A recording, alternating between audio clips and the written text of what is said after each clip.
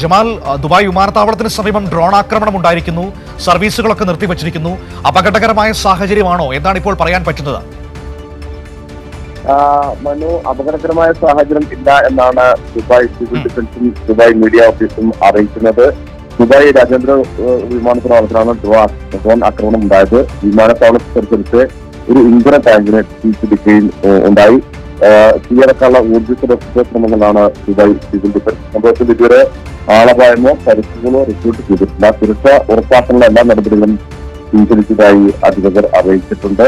Dubai വിമാനത്താവളത്തിന്റെ പ്രവർത്തനം താൽക്കാലികമായി നിർത്തിയിട്ടുണ്ട്. ഈ യാത്രക്കാരുടെ സുരക്ഷ മുൻനിർത്തിയാണ് ഇത്തരത്തിലുള്ള ഈ വിമാനത്താവളത്തിന്റെ പ്രവർത്തനം താൽക്കാലികമായി നിർത്തി എന്നാണ് ദുബായ് സിവിൽ ഏവിയേഷൻ ആശങ്ക എന്ന് പറയുന്നത്. ഇപ്പോൾ ഈ പ്രശ്നത്തിന് ശേഷവും ജനജീവിതം സാധാരണഗതിയിൽ മുന്നോട്ട് പോകുന്നുണ്ട്.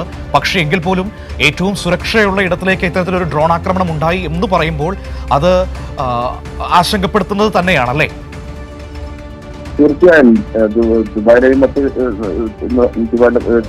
ഇന്ത്യയിലെ മറ്റു നഗരങ്ങളുടെയും ജനജീവിതം സാധാരണ നിലയിൽ തന്നെയാണ്. പക്ഷേ ഇത്തരത്തിലുള്ള ഡ്രോൺ ആക്രമണങ്ങൾ സുരക്ഷിത ഉണ്ടാകുന്നു എന്നതാണ് ഗൾഫ് രാജ്യങ്ങളുടെ പ്രവാസികളെ സ്വദേശി രക്ഷപ്പെടുകയും ഏറെ ആശങ്കയിലാക്കുന്നത്. ഏത് സമയമാണ് ഒരു ഡ്രോൺ ആക്രമണം എവിടെയാണ് ഉണ്ടാകുന്നത് അറിയില്ല. അത്തരത്തിലാണ് ഇപ്പോൾ കഴിഞ്ഞ 1-2 ദിവസമായി കാര്യമായ ആക്രമണം ഉണ്ടായിരുന്നില്ല. അതിന്റെ ആശങ്കയായിരുന്നു ഇവിടെ ഉണ്ടായി. പക്ഷേ ഇന്ന് പുറത്തെയാണ് പെട്ടെന്ന് ഇത്തരത്തിൽ ഒരു വലിയ ഒരു ഡ്രോൺ ആക്രമണം ദുബായ് നേരെ ഉണ്ടാവുകയും ഒരു ഇത്തര ടാങ്കിനെ തീപിടിക്കുകയും ചെയ്ത് ഇപ്പോൾ ഈ എയർപോർട്ട് പുറത്തെടുത്ത് 2 റോഡുകൾ അടച്ചിട്ടുണ്ട്. കാരണം ദുബായ് എയർപോർട്ടിന്റെ പ്രവർത്തനം താൽക്കാലികമായി നിർത്തിയതായാണ് ദുബായ് ജില്ലാ അറിയിച്ചിരിക്കുന്നത്.